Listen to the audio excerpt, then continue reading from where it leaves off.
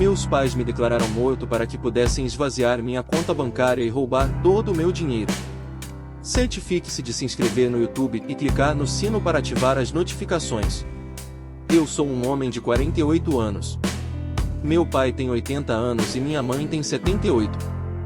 Meus pais fizeram o primeiro pedido educado de reconciliação depois que muitas coisas aconteceram, incluindo eu ter sido declarado legalmente morto. Não estou acostumada com eles aceitando minhas escolhas ou mostrando respeito, e não tenho certeza de como lidar com eles ou se devo falar com eles. Essa história começou há mais de 30 anos na Alemanha. Eu tinha acabado de fazer 16 anos e fui acusado de roubar o carro do meu vizinho e destruir a cerca de outro vizinho enquanto fugia da polícia. Eu estava bêbado quando a polícia me pegou. Levantei-me, o que é legal na Alemanha, e declarei minha inocência, mas ninguém acreditou em mim. Fui condenado e sentenciado a 500 horas de serviço comunitário porque não me arrependi. Meus pais usaram isso como uma ferramenta para tirar meu tempo com meus amigos.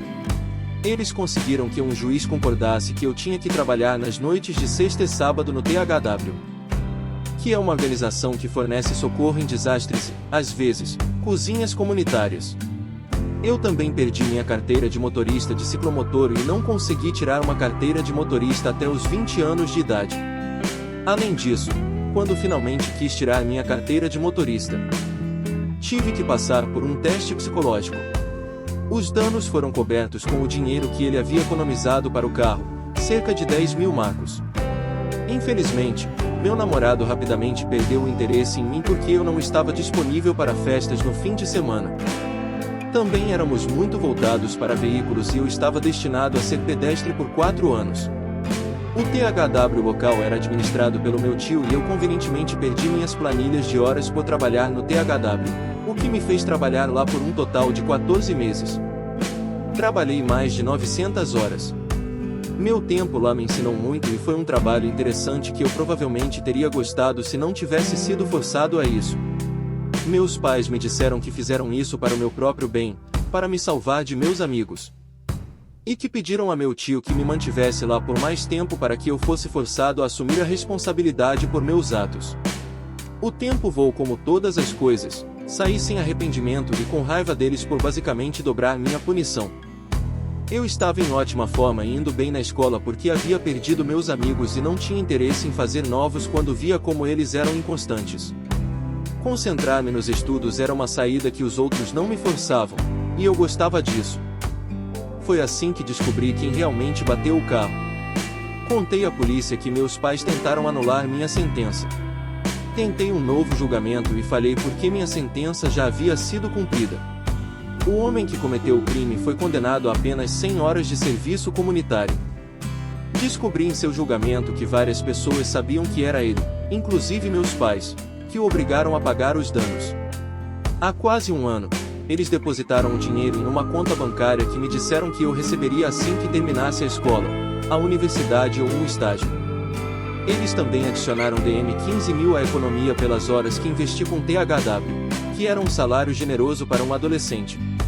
Mas fiquei furioso com eles porque ainda tinha que esperar até os 20 anos para tirar minha carteira de motorista.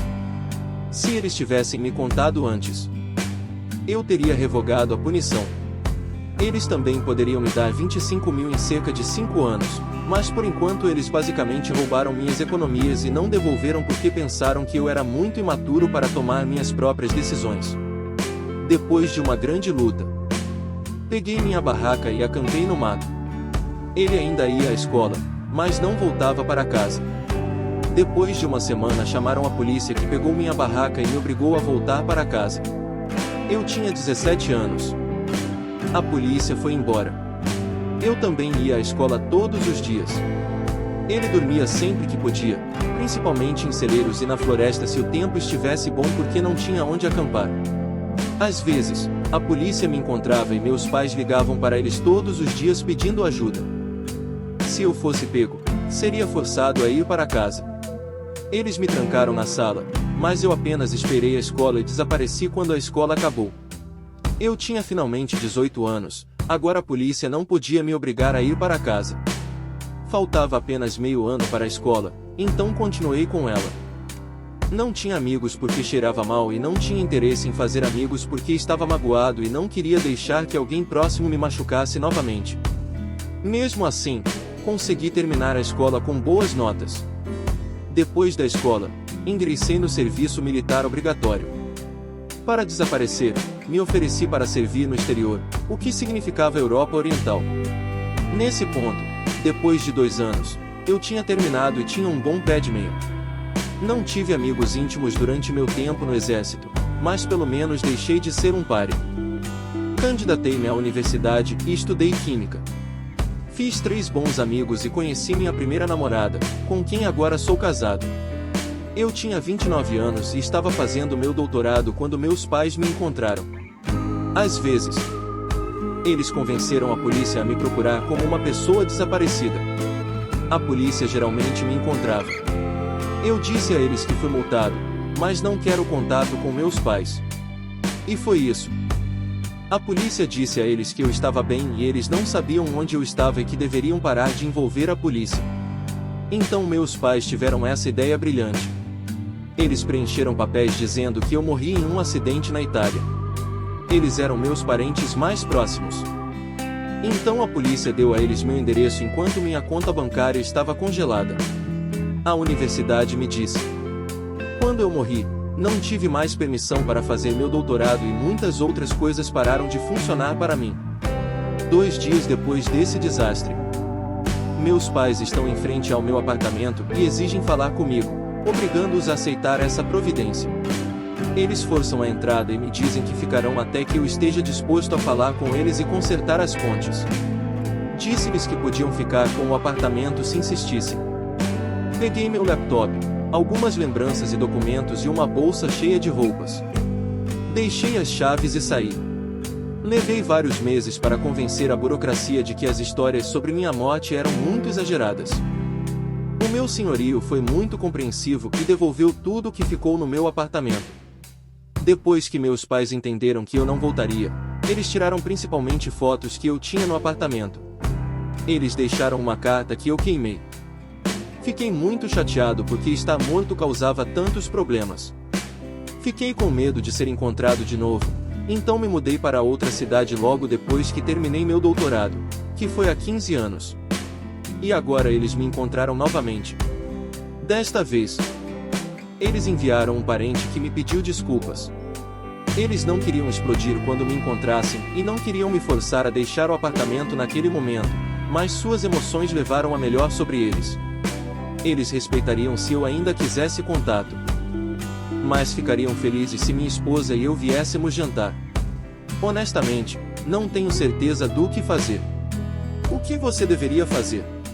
Outras informações aleatórias. Nunca consegui tirar a carteira de motorista. Fui reprovado na avaliação psicológica porque não estava disposto a enfrentar meu suposto problema com a bebida. Eu teria que mostrar remorso por um incidente de trânsito que não cometi. Por isso dei. A propósito, eu provavelmente poderia passar sem o teste. Mas me acostumei a não ter carteira de motorista e nunca mais quero uma. Recebi dinheiro dos meus pais e não preciso dele. Eles provavelmente ainda têm juros na conta. Eles são idiotas hipócritas, mas fizeram de tudo para me colocar no caminho certo. Tenho certeza de que se eu os contatasse e dissesse que saí da faculdade e tenho um emprego, por favor, transfira o dinheiro para esta conta, eles teriam feito isso por mim. Nenhum contato com eles era mais importante naquela época. Então, o que eu deveria fazer?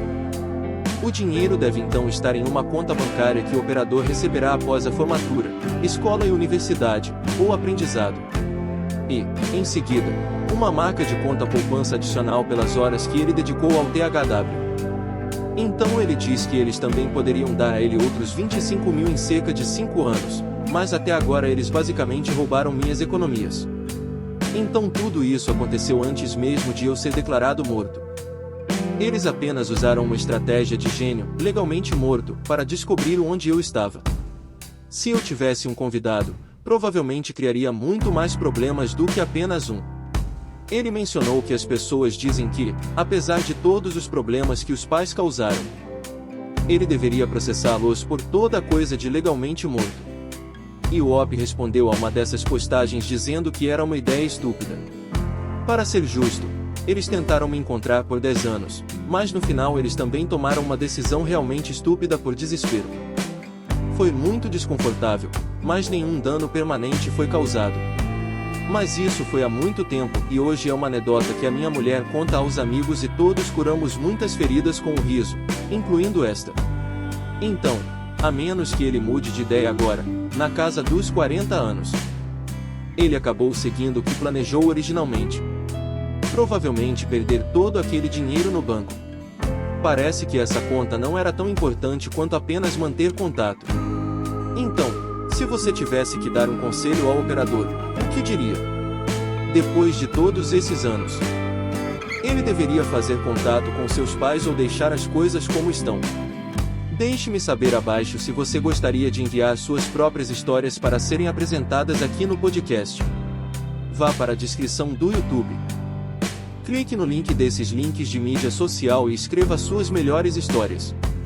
Eu sou um idiota por gritar e chutar minha cunhada e minha sobrinha para fora de casa depois que destruíram minhas plantas anos atrás. Eu realmente me interessei por plantas de casa e comecei a colecioná-las ao longo dos anos. Eu costumava ter até 70 plantas de casa, mas reduzi minha coleção para cerca de 35, apenas as que realmente amo. Minha sobrinha, Jenny, que tem 14 anos, se interessou por plantas e virá conversar sobre elas. Ajuda na propagação e no transplante. Eu tive que sair da cidade por 2 semanas para cuidar de alguns trabalhos, então pedi a minha cunhada e a Jenny se elas poderiam vir cuidar das plantas. Eu disse a Jenny que pagaria, mas também dei a ela alguns cortes em troca. Eles concordaram. Quando chegaram, fiz um tour e expliquei os cuidados que precisavam e também mostrei algumas plantas valiosas. Minha cunhada perguntou quanto custam alguns deles e eu compartilhei a informação. Não achei estranho porque a família sabe e ganhei umas plantinhas de presente. Bem, eu voltei da minha viagem e me apavorei. Eles regaram e forneceram a quantidade certa de luz, mas decidiram cortar os pelos das minhas plantas grandes. Minha premiada planta-mãe Cebu Blue Pothos foi destruída. Também a videira Julia Pothos. Meu filodendro dourado que treinei. Minha escada, meu colar de pérolas, coração e colar de rubi tudo destruído. Meu filodendro de prata, destruído. A pior parte foi que meu Pink Princess Philodendron foi reduzido a 2 folhas e meu Elbow Monstera 3. Acho que eles não têm ideia de que as plantas são caras e valiosas. Eu basicamente desabei e quando eles vieram me encontrar para devolver a chave, eu gritei e gritei com eles. Jenny começou a chorar e disse que eu ia cortá-la, então ela achou que estava tudo bem.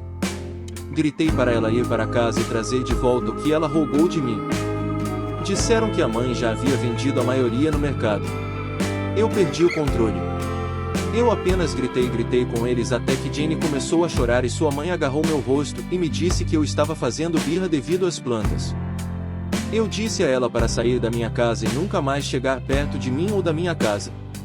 Liguei para meu irmão, marido da minha cunhada, e ele ficou chocado. Ele disse que eles disseram a ele. Eu disse que é legal. Ele trouxe as coisas que ela ainda não havia vendido e se desculpou. Eu disse a ele que nunca mais os queria na mesma sala comigo. Eles são pessoas horríveis, horríveis e irredimíveis e espero que ambos queimem no inferno, onde pertencem.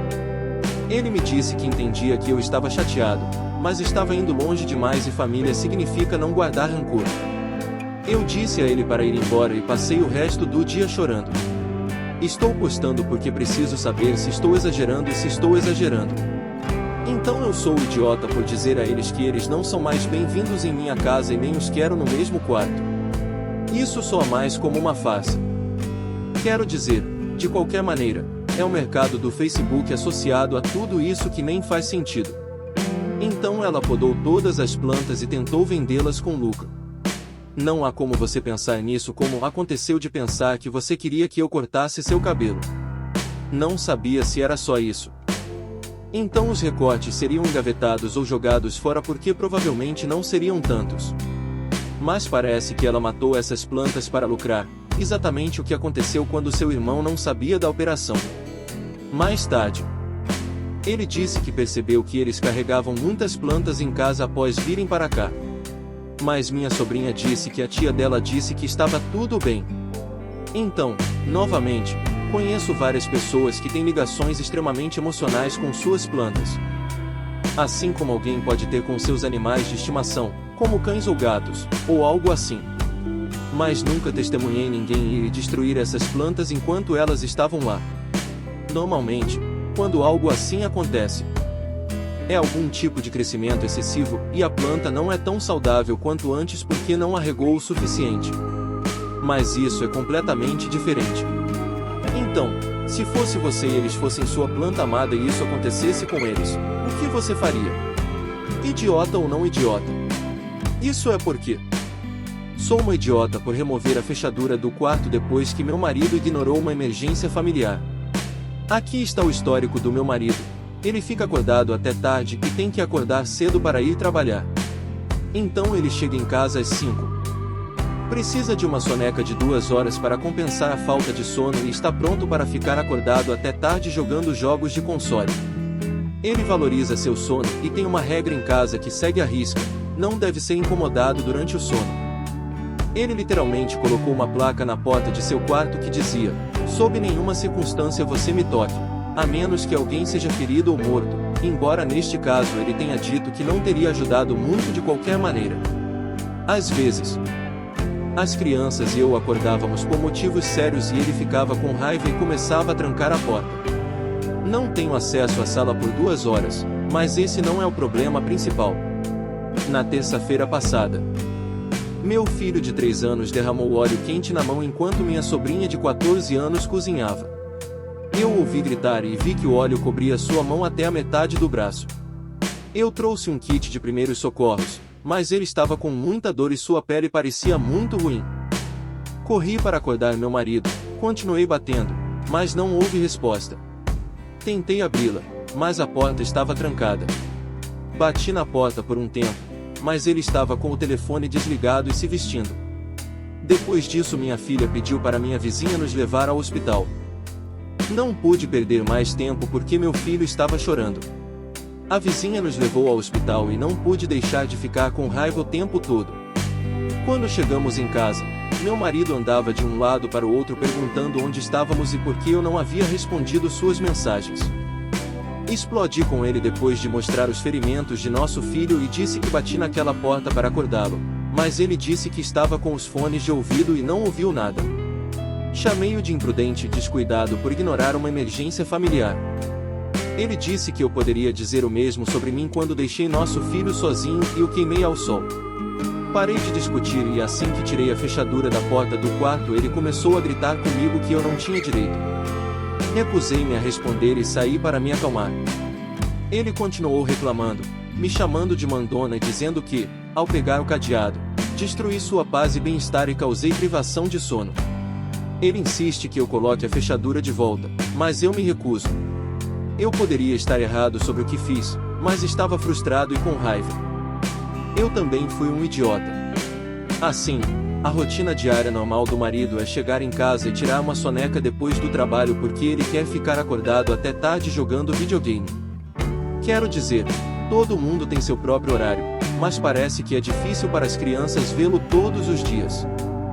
Eu conheci um cara que chegava da escola e dormia 8 horas assim que chegava da escola e ficava acordado até o dia seguinte, e ele parecia gostar muito, funcionava muito para ele. Mas ele nunca conheceu ninguém, namorou ou viu alguém porque ficava acordado toda hora quando não estava na escola. Todo mundo estava dormindo. Mas a diferença é que esse cara não tinha filhos. Em uma situação em que eles tiveram que pedir a um vizinho para levá-los ao hospital e se o vizinho não estava disponível, presumo que o fizeram porque a esposa não podia dirigir ou não tinha acesso ao carro. Ou algo assim. Mas e se a situação fosse realmente séria? Algo em que eles não pudessem esperar que o 911 chegasse e tivessem que sair imediatamente? E deixe-me saber o que você faria se estivesse nessa situação. Even when you feel low, you can still go. Even when you feel slow, you can still go. Even when there's no hope, you can still go. I never answer to no, man, I still go. Go, go, go, go.